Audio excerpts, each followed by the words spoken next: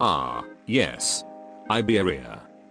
Once a thriving and prosperous country, is now an isolated country with a tight government control after a certain incident. In the current Arknights Under Tides event, we follow the story of Skadi and her journey to the city of Salviento in Iberia.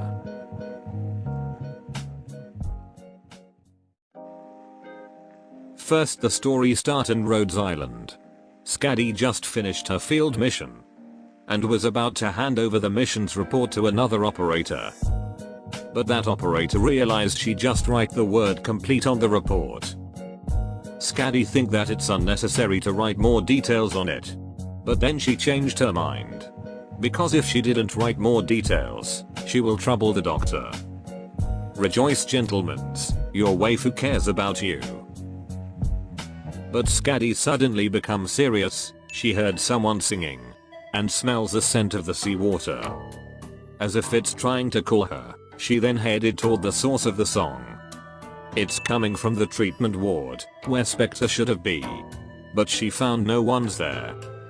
She found Spectre's necklace on the ground. She picked it up and smells that scent again. Skadi rushed to the outside and sees someone by the end of the corridor. It was Gladiia and Spectre. Gladiia is one of the surviving member of Abyssal Hunter and Spectre captain from that mysterious group. She was carrying the unconscious Spectre and was about to get away from the ship. But Skadi tells her that Spectre is better staying in Rhodes Island for a while. But Gladiia didn't listen. And without giving much details about why she's taking Spectre, she said two Heavyrain words, Salviento, and then leaped through the window, running away from the land ship. Moments later, Skadi is now in some barren land.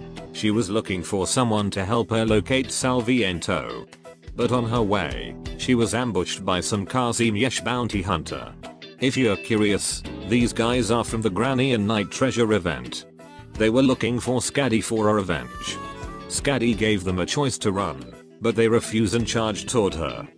Skadi then easily defeated them. Kinda. They're stubborn, but because of them, we got 1 PO from clearing this stage. So thank you, random citizen. Then suddenly, an old person approaches her. It was Mr. Jose, the one Skadi was looking for. She asked him if he know anything about Salviento. And he replied that he knows, and gives Skadi the direction to that place in Iberia. Jose didn't ask anything in return, since Skadi once helped him. Skadi was about to go, but before that, Jose tells Skadi to change her clothes, since going around in Iberia with her current clothing will attract attention. So then he gave her a new clothes, which is kinda more attractive than her current clothing. And he tells her to disguise herself as a wandering singer. So the person behind Skadi new clothing is none other than this guy. Absolutely the hero we need. Sometime later, Skadi with her harp and a big mysterious case arrived in Salviento. It's an half-destroyed city with a very creepy atmosphere. She entered the city and start asking around the inhabitants if they see Spectre. But none of them reply. All of the city inhabitants are emotionless, they can't even talk properly. Suddenly, there's a little rascal who steals Spectre necklace from Skadi. The boy ran through dark alley and entered a building which seems to be a bar. Skadi followed the kid, and when she entered, Skadi realized she was trampling directly onto a trap laid on the ground. But she's okay, but some city inhabitants approached her. They think that Skadi was going to harm the kid and rob them. And then they are starting to attack her. But effortlessly, Skadi managed to beat them. And then Anita, another female inhabitant, approached Skadi. But she's not looking for a fight, and she looks more normal than the other inhabitants.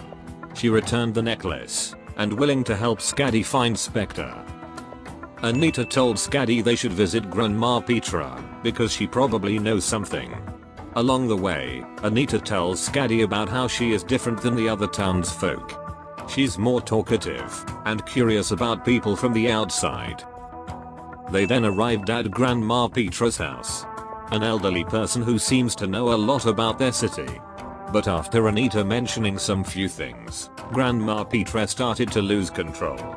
So she take her back to the bed and tells Skadi about their priest and a mysterious woman alongside him. Suspecting it to be Gladiia, Skadi headed to the city's chapel. But the priest is not inside the chapel at the time, so they heads back to Anita's house.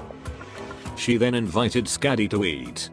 But there's not much food left in Anita's house, and I guess the entire city. So Skadi decided to look for some food near the shoreline. But there's nothing there, no plants, seashell, fish, or anything. Skadi then realized she was being followed. She confronts two inhabitants from before, who seems to be following her. After some conversation and punching, she heads back to Anita's house. Anita offers Skadi some suspicious seashell meat.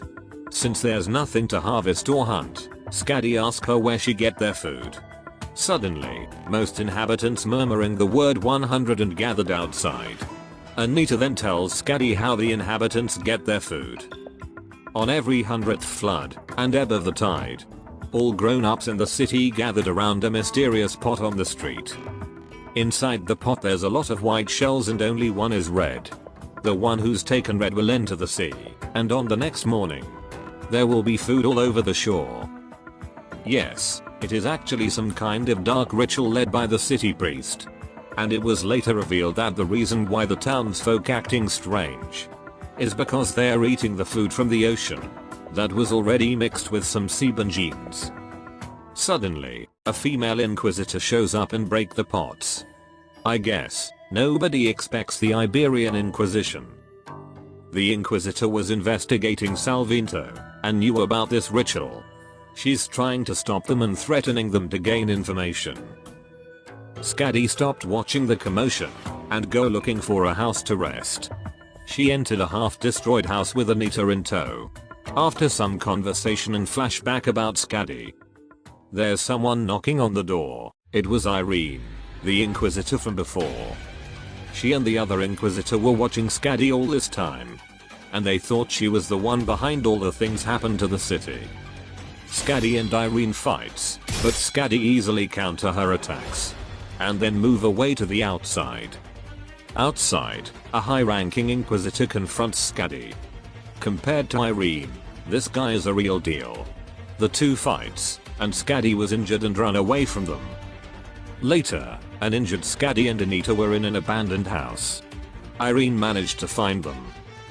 But suddenly, there's a lot of sea monster invading the city. They were after Skadi.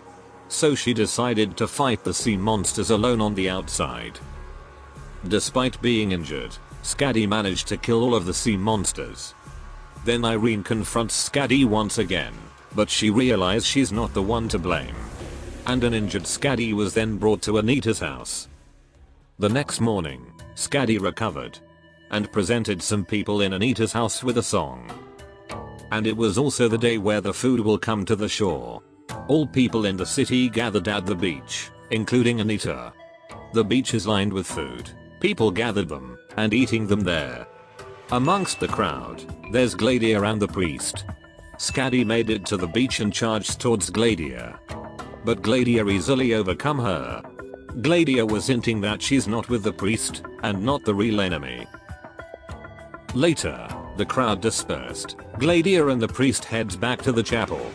If Skadi wants to know the truth, she will have to go to that chapel. Meanwhile, the Inquisitors were doing something else. They're planting explosive that can destroy the entire city, because the situation are much more dangerous. But Irene decided to evacuate the townsfolk before that. While Irene was trying to evacuate the people, Kal'tsit suddenly appears and talks to the High Inquisitor. Later, Skadi arrived at the chapel. She met Gladiia and the priest. It was revealed that the priest is one of the bishop of the Church of the Deep. They are a cult that worship the seamen. The bishop was expecting Skadi, but he's not the one who wanted to meet her. He then lead both of them to a staircase, to the church's catacombs at the seafloor. Skadi feels uneasy. There's definitely something fishy down there. And there, they found Spectre, asleep inside a vat of water. finally locating Spectre, Gladiia then charged towards the bishop and threatening him. But suddenly, there's a humanoid seaborn piercing its hand to Gladiia. She fell unconscious after that attack. We know this creature as the first to talk. It was revealed that the thing is the one who wants to meet Skadi. It tells Skadi how she and the other abyssal hunter are a mixed blood. Half Aegir and half Seaborn. But the thing interested more in Skadi, since she once killed their leader, their god, in a war between Aegir and the Seaborn. Yet the creature was not looking for revenge. It wants Skadi to realize and accept her Seaborn blood. At this point, Skadi's Seaborn blood almost takes over her mind. But Gladiia stands up and begin to fight that monster. She then managed to kill it, and it's now the bishop's turn. But the bishop turns into something sinister. A big sunflower sea monster. Luckily, Spectre's awake. Skadi opens her big case which reveals to be her sword and Spectre's saw. Skadi gave the sword to Spectre. And the three of them ready to combat the bishop. After some time, they succeed to kill the bishop. Gladiia then talks to the two of them about their Seaborn blood, and the reasons why she takes Spectre and Skadi to Salviento. Basically she's taking Spectre to the church to see her condition. Because they know more about Spectre and her infection. Besides that, Gladiia and Kal'tsit was revealed to working together to expose this Church of the Deep. That answered why she can easily infiltrated Rhodes Island, and why Kal'tsit is here. As for why Gladiia luring Skadi to this place, I guess she will need her help, and she wanted to remind her about her blood. And since that humanoid Seaborn was also looking for Skadi, it's a perfect opportunity. Later, there's a lot of sea monsters coming out from the underground cave. But Kal'tsit appeared and destroyed the chapel with monster, completely burying the church and its secret. Moments later, they're talking to the High Inquisitor. Kal'tsit was talking about the Inquisition and the secret they always kept hidden from the Iberian. Iberia was once a thriving maritime country. But after a certain Seaborn invasion couple of years ago, this country have totally changed. And if they want to survive, they need to change once again. And willing to receive help from the outside. In order to resolve the Salviento affairs, Kal'tsit was taken by the Inquisitor for interrogation. But don't worry, this cat will be fine. Skadi then meet Irene and Anita once again. They say their goodbye.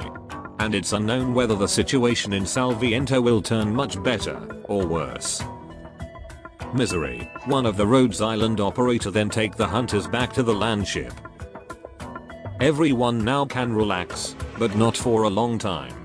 Sooner or later, if left unchecked, the abyssal hunter will turn into a Seaborn. Overall, it's a good story that gives us an insight about the Sea on Terra. As if the land is not huge enough for us to explore. Now we have the sea, and its inhabitants. That should be all. Adios.